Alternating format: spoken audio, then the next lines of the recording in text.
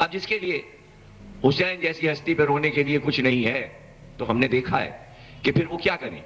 جب وہ حضرت ابراہیم کی قربانی کا مسئلہ پیش کرتے ہیں لوگ اس پہ روتے ہیں. اچھا ہم کو اس پر نہیں رونا آتا. لوگ انبیاء کے تذکرے کرتے ہیں, ان کی مصیبتیں بیان کرتے ہیں, حضرت نوح کی, حضرت ادریس کی, حضرت یونس کی, جناب یحییٰ اور زکریا, لوگ اس پہ روتے ہیں. حضرت ابراہیم کو خواب دکھایا گیا کہ بچے کو قربان کرو, لوگ اس پہ روتے ہیں. ہم کو اس پہ رونا نہیں آتا, اس لیے کہ ہمارے پاس اس سے بڑا غم ہے. اب جہاں بڑا غم نہ ہو تو وہ چھوٹے چھوٹے غموں پہ رو دیتا ہے, لیکن یہاں چونکہ عادت پڑ چکی ہے بڑے غم کو منانے کی, اس لیے چھوٹے غم نظر ہی نہیں آتے. اور پھر جب وہ غم ہی نہ ہو, اس لیے کہ ابراہیم کو اگر قربانی کا حکم ملا ہے تو اس میں رونے کی کیا بات ہے, بیٹا تو بچ گیا. وہاں تو رونے کی گنجائش ہی نہیں ہے. وہاں تو خود اللہ نے عید اس دن کو قرار دے دیا کہ نئے کپڑے پہن کر خوشی مناؤ. تو جب آپ خوشی منانے کا حکم اللہ نے دے دیا تو آپ وہاں کیوں رو رہے ہیں؟ آپ یہاں روئیے, آپ یہاں روئیے.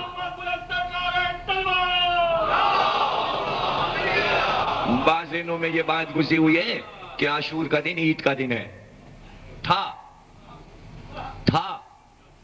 جو بقرعید کا دن ہے وہ غم کا دن بننے والا تھا اور اسے خوشی کا بنا دیا. وہ عاشور جو عید کا دن تھا اسے غم کا دن بنا دیا. تو یہ تو اس پر منحصر ہے کہ خوشی کو غم, غم کو خوشی بنا دے. اور جب وہ بنا دے تو پھر وہی حکم ہو جاتا ہے. ہاں اسماعیل ذبح ہو جاتے تو ماتم ہو رہا ہوتا, لیکن کون کرتا ماتم؟ ماتم کون کرتا؟ ظاہر ہے کہ کوئی امت اگر چھوڑتے حضرت ابراہیم تو روتا کوئی. امت تو وہی ہے جو محمد کا گھرانہ ہے, وہی ابراہیم کی امت ہے.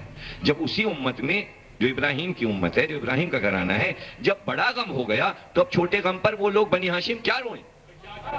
انہوں نے کہا عید منا لو, تو بقرعید کے دن عید ہونے لگی. اب یہاں غم ہو گیا, اس لیے اب اس کو غم کو عید میں تبدیل نہیں کر سکتے, اس کی خوشی نہیں منا سکتے. اور اس میں تو بدنامی بھی ہے, شرم بھی ہے اور ذلت بھی ہے کہ کوئی عاشور کے غم کو نہ منائے تو ذلیل بھی ہوگا, شرم بھی آئے گی. کب جب آپ یہ کہہ رہے ہو, غور کیجئے گا میں کیا کہنے جا رہا ہوں. دیکھیے آپ بقرعید کیوں منا رہے ہیں؟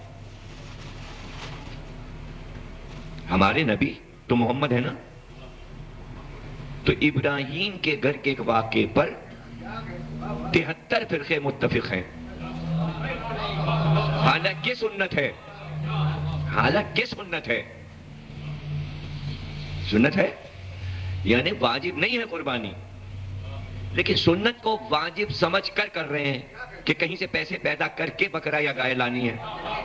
کیوں اتنا اصرار کیوں ہے؟ نہ کیجئے, سنت قرار دیا. سنت کا مطلب یہ چھوڑ سکتے ہو,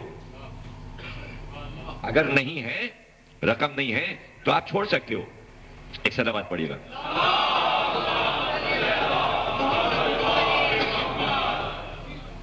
تو چھوڑ دیجئے, نہ کیجئے, گناہ نہیں ہوگا. اگر کسی سال بکرا اور گائے نہ کاٹیے تو نامہ اعمال میں گناہ نہیں لکھا جائے گا. ہاں جو کر رہے ہیں ان سے یہ پوچھیے کیوں کر رہے ہو, مطلب کس کو خوش کر رہے ہو, کس کو خوش کر رہے ہو.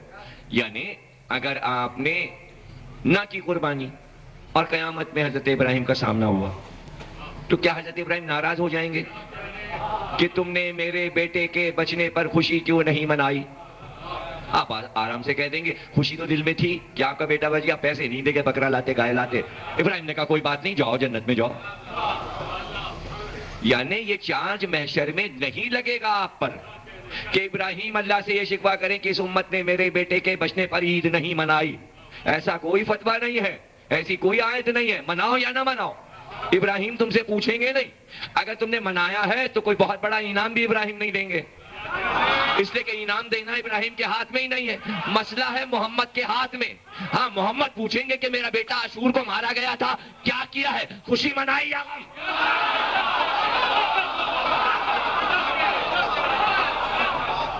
یہاں سوال ہوگا.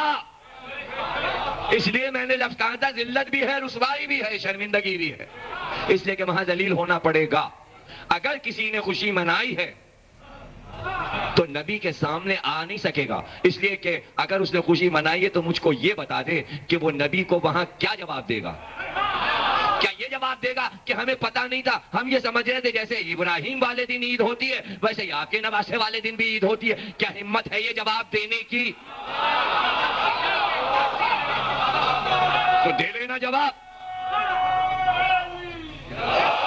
تو دے لینا جواب. تو کم از کم یہ جو بیٹھے ہیں 1400 برس پہ فرش عزا پر، تو یہ نبی کے سامنے تو آ سکتے ہیں نا. یہ نبی کے سامنے آ کے کہہ تو سکتے ہیں، یعنی آنکھیں مل تو سکتی ہیں نا، منہ تو نہیں چھپاتے پھریں گے. اب یہ دوسری بات ہے کسی کو محشر پہ یقینی نہ ہو، قیامت پہ یقینی نہ ہو، جیسے یزید نے کہا تھا نہ کوئی وحی آئی، نہ کوئی فرشتہ آیا، نہ کوئی کتاب آئی، کچھ نہیں ہے، اللہ نہیں ہے، کچھ بھی نہیں ہے. ہاں اگر یزیدیت پہ آپ چل رہے ہو تو ٹھیک ہو، آزاد ہو، نہ محشر کو آنا ہے، نہ نبی کا سامنا ہے، نہ اللہ ہے، تب تو پھرو آزاد، جو چاہے کرو، غم مناؤ یا نہ مناؤ. لیکن جس قوم کو یہ یقین ہے کہ اللہ ہے، نبی ہے، کتاب ہے، اور ایک دن نبی کا سامنا ہوگا، تو وہ عمل کر رہی ہے کہ یہاں کی تو چھوڑو، سامنا ان کا کرنا ہے.